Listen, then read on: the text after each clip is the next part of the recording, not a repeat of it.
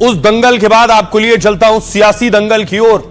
बिहार चुनाव से पहले एनडीए की लिस्ट आई, लेकिन महागठबंधन की लिस्ट अभी भी वेटिंग में है। फिर भी आज तेजस्वी यादव ने नामांकन दाखिल किया। तस्वीर आप देख रहे हैं, तेजस्वी यादव पहुंचे, लालू परिवार पहुंचा, उनके साथ लालू यादव भी मौजूद थे।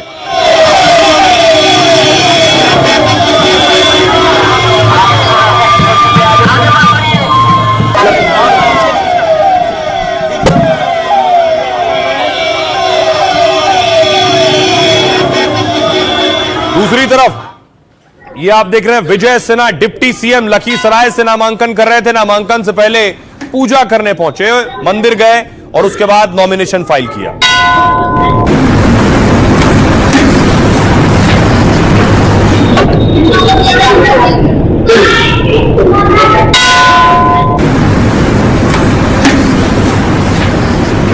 लेकिन क्या एनडीए में ऑल इज वेल है? क्या नीतीश खुश हैं? क्या उपेंद्र कुशवाहा खुश हैं? क्या मांझी खुश हैं? यह सवाल इसलिए क्योंकि उपेंद्र कुशवाहा एनडीए के सहयोगी हैं, सीट बंटवारा हो चुका है। लेकिन आपको बताऊं, उपेंद्र कुशवाहा बीती रात कह रहे थे कि सब कुछ ठीक नहीं है, ऑल इज नॉट वेल। सुनिए। This time nothing is well in NDA. Thank you. This time nothing is well in NDA. Thank you. This time nothing is well in NDA. Thank you. उसके बाद उपेंद्र कुशवाहा को सुबह दिल्ली बुलाया गया, तो सुबह Patna airport पर वो कह रहे थे सब ठीक है। सुनिए। सब कुछ ठीक हो जाएगा, इस उम्मीद के साथ, इस विश्वास के साथ जा रहे हैं। सब कुछ ठीक हो जाएगा, इस उम्मीद के साथ, इस विश्वास के साथ जा रहे हैं।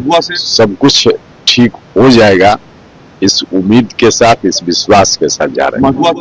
और उसके बाद जब उपेंद्र कुशवाहा पटना से दिल्ली लैंड हो गए तो उन्होंने कहा कुछ इशू है, उन्हें रिजॉल्व करना है। सुनिए। गठबंधन में कुछ इशू है जिसको रिजॉल्व करने की जरूरत है, और आए हैं यहाँ माननीय गृह मंत्री जी से मुलाकात हम लोगों की होगी, और मेरा विश्वास है कि सब चीज ठीक ठाक हो जाएगा, रिजॉल्व हो जाएगा। किस चीज को लेकर नाराजगी है? नहीं, अब ऐसी कोई बात नहीं जिसकी चर्चा यहाँ। उपेंद्र कुशवाहा दिल्ली आए और उसके बाद गृह मंत्री अमित शाह से मिलने पहुंचे। यह तस्वीर आप देख रहे हैं, उपेंद्र कुशवाहा ने गृह मंत्री से वक्त लिया था, आकर मुलाकात की है उनकी गाड़ी, जब शाह से मुलाकात करने पहुंचे। एक ही में बैठे, दोनों एक ही में बैठे, दोनों एक ही में। भाई अब आपको बताऊं कि आखिर एनडीए में दिक्कत क्या थी, क्यों सब कुछ ठीक नहीं नजर आ रहा है। कम से कम बयानों से दंगल अभी चुनाव में होना है, उससे पहले क्या एनडीए के अंदर भी एक दंगल है? महागठबंधन के साथ एनडीए में भी सीटों के लिए रस्साकशी जारी है। नीतीश और चिराग कुछ सीटों को लेकर सहमति इनके बीच नहीं बन सकी। खबर यह है कि नीतीश ने एलजेपी-आर के कोटे की 5 सीटों पर उम्मीदवार उतार दिए, यानी चिराग की जो 5 सीटें थी उन पर भी नीतीश ने उम्मीदवार उतार दिए। इनमें मोरवा, गायघाट, राजगीर और सोनबरसा और एकमा सीटों को लेकर विवाद है। चिराग की पार्टी इन सीटों पर उम्मीदवार उतारना चाहती है, लेकिन नीतीश ने इन सीटों पर अपने उम्मीदवार उतार दिए। ऐसे में चिराग के कोटे की 5 सीटें कम हो जाएंगी। सूत्रों के मुताबिक अपनी जीती सीट नीतीश कुमार छोड़ना नहीं चाहते हैं। पटना में बातचीत के दौरान चिराग को 22 सीटों पर सहमति बनी, लेकिन दिल्ली में हुई बैठक के बाद चिराग को 29 सीटें मिली। ऐसे में चिराग अब क्या करेंगे, इसको लेकर सस्पेंस है। जेडीयू के मुताबिक चिराग, कुशवाहा, मांझी का गठबंधन बीजेपी से है। ऐसे में जेडीयू अपनी सीटें किसी हाल में कम करना नहीं चाहती है। जीतन राम मांझी ने भी मिले 6 सीटों पर बहुत खुश नहीं है। साथ ही मखदूमपुर सीट से उम्मीदवार उतारने का ऐलान कर दिया है। यह सीट भी चिराग के कोटे में जाने वाली थी। उपेंद्र कुशवाहा भी सीट बंटवारे से नाराज चल रहे थे। कुशवाहा महुआ सीट एलजेपी-आर को देने की चर्चा से नाराज थे। खबर यह थी कि उपेंद्र कुशवाहा अपने सुपुत्र को वहां से लड़ाना चाहते हैं। अमित शाह से मिलने के बाद कहा है एनडीए में all is well. Upendra Kushwaha को शुरू में मैंने आपको सुनवाया, गृह मंत्री से मिलने के बाद वो क्या कह रहे हैं वो सुनिए।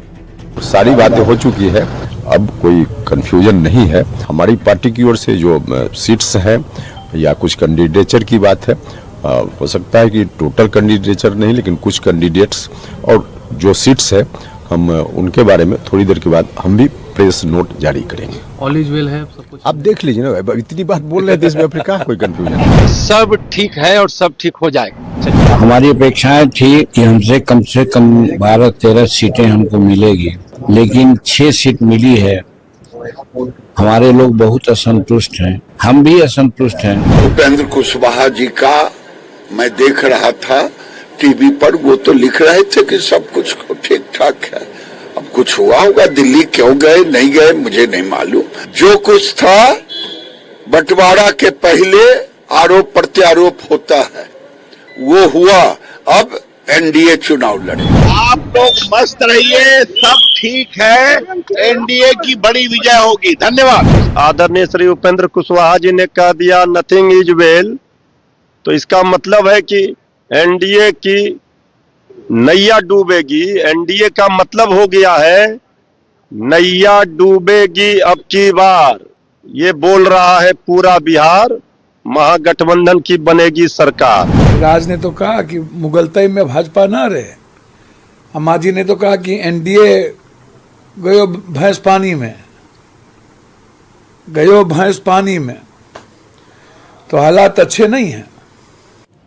तो सीटों का बंटवारा हो गया और जेडीयू की लिस्ट भी आ गई है। यह है लिस्ट जेडीयू की। लगभग 57 उम्मीदवारों की लिस्ट सामने आई है, लेकिन बहुत से नाखुश भी हैं। अगली तस्वीर देखिए, जो नाखुश हैं वो प्रदर्शन कर रहे हैं, सड़क पर बैठ गए। दफ्तर के बाहर महुआ के समर्थकों का विरोध प्रदर्शन है।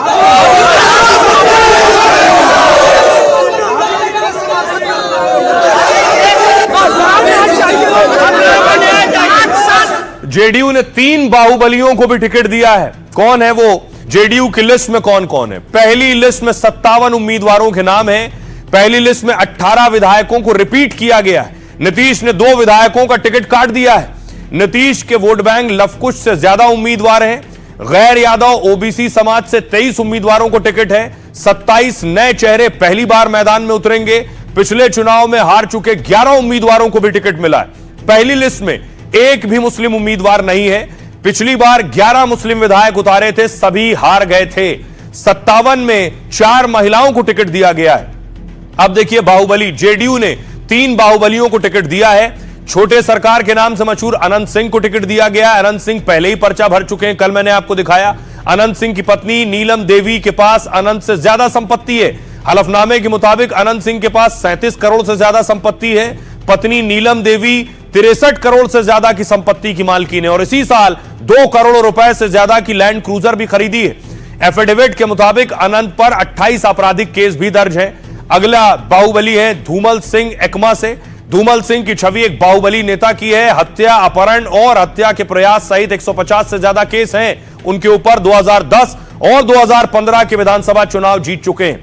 अगला नाम है अमरेंद्र पांडे का।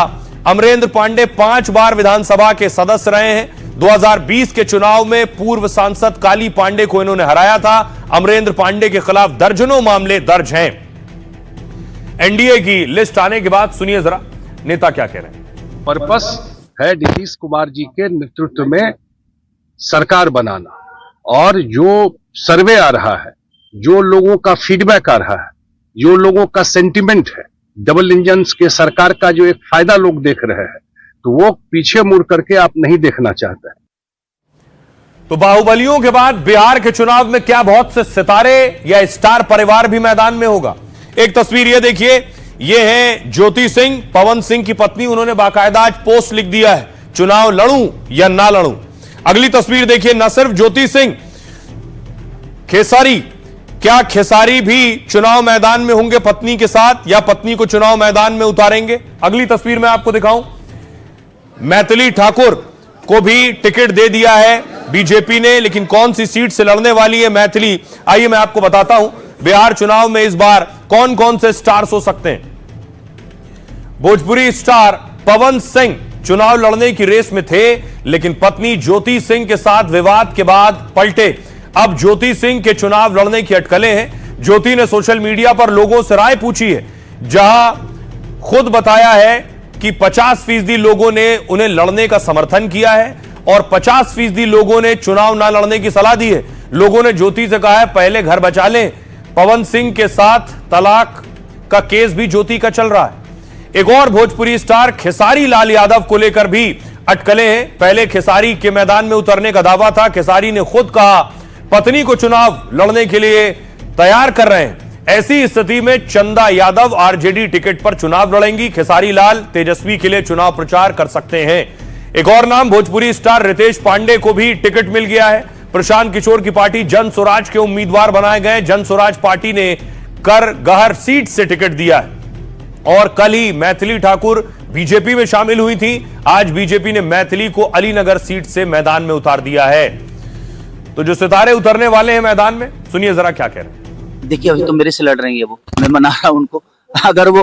अगर वो मान गई तो लड़ाऊंगा। अभी 2 दिन वक्त है और थोड़ा सा मैं आया हूँ घर पे ताकि कुछ मेरा काम है, काम करके फिर मैं शाम को जा ही रहा हूँ ताकि एक बार वो आ जाए और मान जाए, क्योंकि बच्चों के भविष्य के लिए थोड़ा सा वो है कि पता नहीं मैं चली जाऊंगी तो मेरे बच्चों का भविष्य क्या होगा। तो मैं रहूंगा भैया के साथ रहूंगा इस बार और मैं कोशिश करूंगा कि जहां से जितना भी हो सके मैं उनका कदम में कदम मिला के सरकार बनाने में उनका मदद।